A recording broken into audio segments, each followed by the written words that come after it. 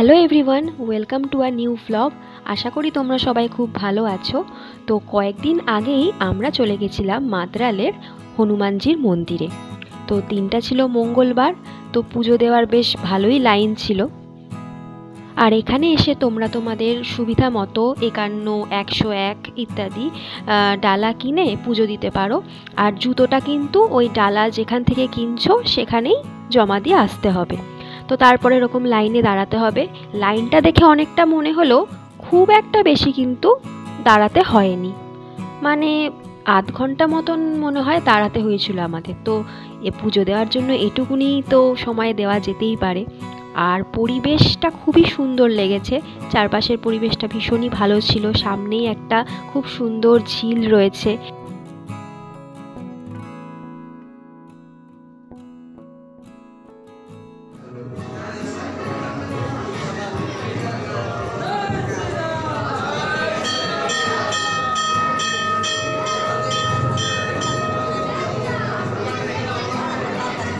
আজকে আমাদের মন্দিরে বাবা ভোজন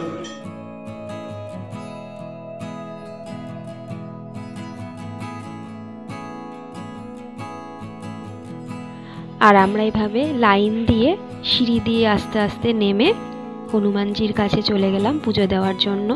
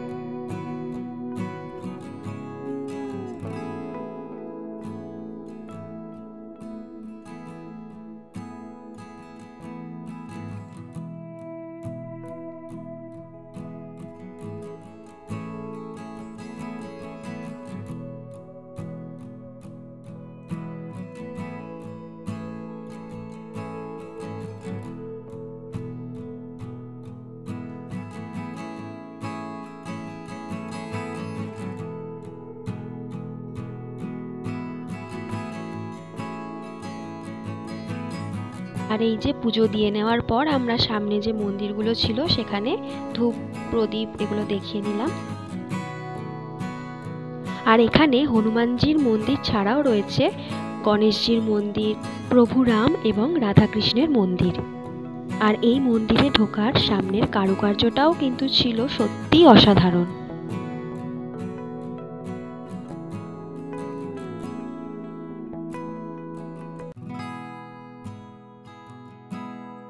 আর এই মন্দির থেকে বেরিয়েই রয়েছে সামনের দিকে অন্নপূর্ণা মন্দির, ওই যে সামনে দেখা যাচ্ছে। আর এই দুই পাশে খুব সুন্দর বাগান সাজানো রয়েছে, বাঁদিকে রয়েছে পার্ক, বাচ্চারা এখানে খেলাধুলা করতে পারে আর বসে গল্প করে কিছুটা সময় কিন্তু ভালোভাবেই কাটানো যেতে পারে।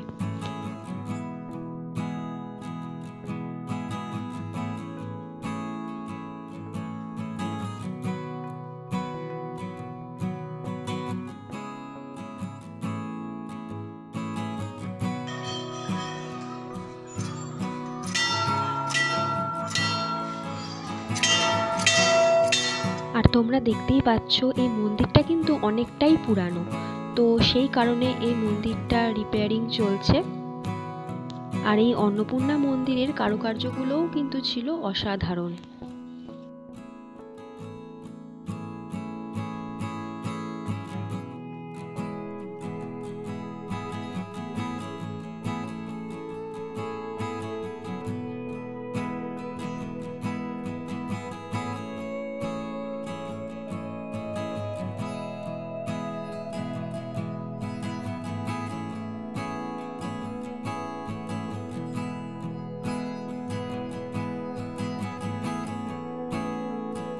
আর এই যে শিব পার্বতী দর্শন করে আমরা মন্দিরের চারপাশটা ঘুরে ঘুরে দেখছিলাম।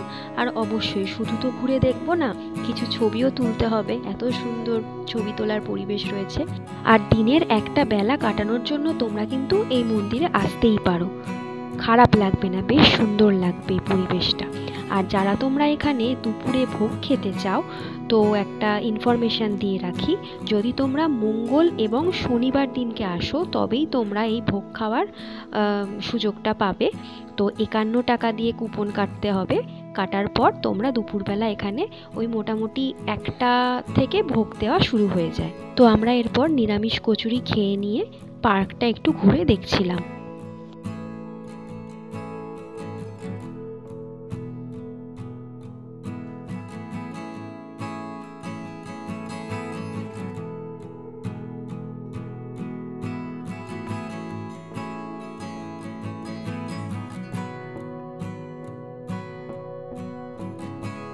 আর তোমাদের যে ঝিলটার কথা বলছিলাম, এইটা হলো সেই ঝিল।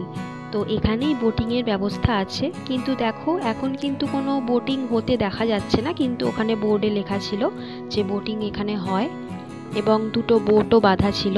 তো যাই হোক, তার পাশেই এখানে ছিল আরেকটা শিব মন্দির।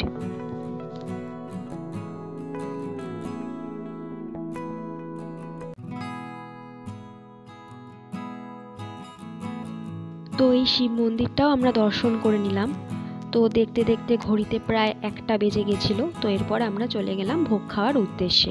তো অন্নপূর্ণা মন্দিরের পাশেই একটা ভোগ খাওয়ার জায়গা রয়েছে, এখানে তোমরা বসে ভোগ গ্রহণ করতে পারবে। তো ভোগের মধ্যে ছিল শিম ভাজা, কুমড়ো ভাজা, খিচুড়ি, বাঁধাকপির তরকারি, চাটনি আর পায়েস। তো এবার বলে দিই, তোমরা যারা এই মন্দিরে আসতে চাও তারা কিভাবে আসবে। প্রথমে নৈহাটি স্টেশনে নামবে, নামার পর পূর্ব দিকে গিয়ে ওভারব্রিজ দিয়ে নেমে সামনেই পাবে টোটো স্ট্যান্ড। অটোগুলো ধরবে না, কারণ অটোগুলো অনেক সময় কি হয় আগে নামিয়ে দেয়। তো টোটোতেই উঠবে, মানে মাথা পিছু 15 টাকা করে ভাড়া। আর 8 থেকে 10 মিনিটের মধ্যেই তোমরা পৌঁছে যাবে মন্দিরের একদম সামনে। আর তোমরা যারা বজরংবলীর মন্দিরে পুজো দিতে চাও বা একটা বেলা সুন্দরভাবে কাটাতে চাও, তারা কিন্তু অবশ্যই এখানে ভিজিট করতে পারো।